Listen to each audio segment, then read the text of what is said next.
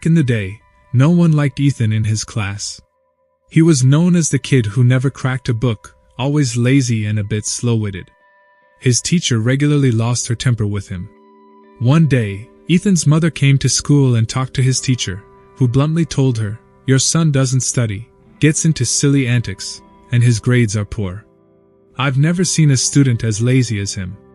Taken aback, Ethan's mother withdrew him from school and they moved to Springfield. 25 years later, Ethan's former teacher, who had since relocated to Springfield, suffered a severe heart attack. She required a complex surgery, and there was only one surgeon in Springfield skilled enough to perform it. Post-surgery, as she was waking up, she saw a handsome surgeon smiling at her. Just as she was about to thank him, her face turned blue and she lost consciousness, hand raised in midair.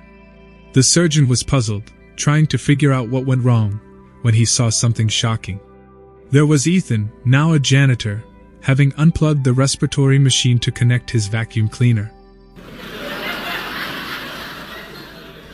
Johnny's teacher noticed him walking down the street one Saturday. She was used to little Johnny's antics by now, but this time was weird, even for him. He was holding a cat, and what looked like a pack of Tic Tacs.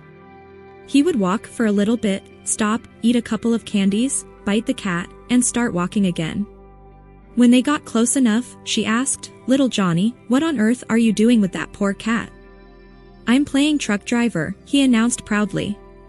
Afraid to know the answer, she still had to ask, "Truck driver? How is this playing truck driver, Johnny?" "That's easy, Mississippi. I'm poppin' a pills, eatin' the pussy, and movin' on down the road." In Vegas, a blonde walks up to a Coke machine and puts in a coin. Out pops a Coke. The blonde looks amazed and runs away to get some more coins. She returns and starts feeding the machine madly, and of course the machine keeps popping out the drinks. Another person walks up behind the blonde and watches her antics for a few minutes before stopping her and asking if someone else could have a go. The blonde spins around and shouts in her face, "Can't you see I'm winning?" Once upon a time, in a quaint little village nestled between rolling green hills, there lived a horse named Harry. Now, Harry was no ordinary horse. He possessed an uncanny ability to make the most mundane situations utterly hilarious. His knack for comedy made him the talk of the town, and villagers would eagerly gather whenever Harry was around, hoping for a good laugh. One sunny morning, as Harry trotted through the village, a peculiar idea struck his mischievous mind. He decided to set off on a grand adventure, a quest to find the funniest joke in the world. With his hooves pounding the ground, Harry embarked on his comedic crusade, determined to bring laughter to every corner of the globe. His journey took him through dense forests, across vast deserts, and over treacherous mountains. Along the way, he encountered various animals, each with their own unique sense of humor. From witty monkeys to pun-loving parrots, Harry absorbed their jokes like a sponge, honing his comedic skills with every encounter. Months turned into years, and Harry's fame as the jester of the animal kingdom spread far and wide. People from distant lands flocked to witness his hilarious antics, and kings and queens bestowed him with honorary titles. Harry, however, remained humble, always searching for that one perfect joke that would make the world burst into laughter. Finally, after countless adventures and a lifetime of laughter, Harry found himself in a bustling city. The streets were lined with towering buildings, and neon lights flickered in a dizzying display of colors. As he wandered through the lively metropolis, Harry noticed a sign that caught his attention. The Hilarious Horse Comedy Club. Intrigued, Harry trotted towards the club, the sound of uproarious laughter growing louder with each step. He pushed open the heavy doors and walked into the dimly lit venue. The air buzzed with anticipation, and the audience, a diverse crowd of humans and animals alike, eagerly awaited the show. Taking center stage, Harry's eyes scanned the room, his heart pounding with excitement. The spotlight illuminated his glistening mane as he launched into a series of side-splitting jokes, each more uproarious than the last. The crowd erupted in raucous laughter, tears streaming down their cheeks. But amidst the laughter, Harry sensed a pang of emptiness. His quest for the funniest joke had brought him fame and joy, but something was missing. The journey had been long, and Harry began to feel a longing for home, for the simple pleasures of the village where he had first discovered his talent. With a heavy heart, Harry bid farewell to the cheering audience, and made his way back to the village. As he approached the familiar green hills, exhaustion weighed upon him, and his steps grew sluggish. Determined to reach his destination, he plodded on, his hooves dragging through the dirt.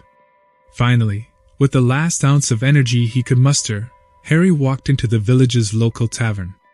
The door creaked as he entered, and all eyes turned towards him.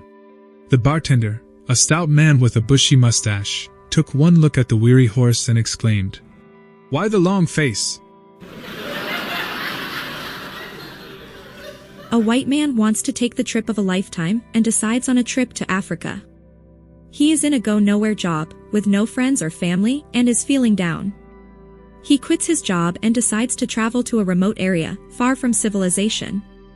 He does not like the touristy vibe that some places give off, as he does not like to socialize with the general population, so he ventures deep into the African wilderness and stumbles onto a very friendly African tribe. The tribe welcomes him, but are a little cautious as they have never seen a human with as light of skin as he has. The man falls in love with the tribe, and ends up teaching them about different cultures, the English language, etc. The man also becomes quite good friends with the tribe chief, as he and the chief have much more in common than they both would have ever imagined. A year passes, and the chief is getting suspicious of the white man's plans for being out in the wilderness for so long, and starts to question his antics. The chief's wife gets pregnant. The chief thinks nothing of it, as he loves his wife and sleeps with her regularly, until 9 months later when the baby is born, and has the same pale skin as this strange white man. The chief becomes furious, as he thinks the white man had slept with his wife, and asks to speak with him in private far from the rest of the tribe. He takes him to the edge of their village near a sheep pasture, where it is peaceful, yet quiet.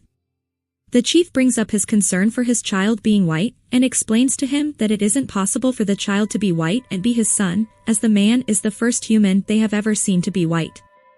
The chief has many children, all as dark as he is.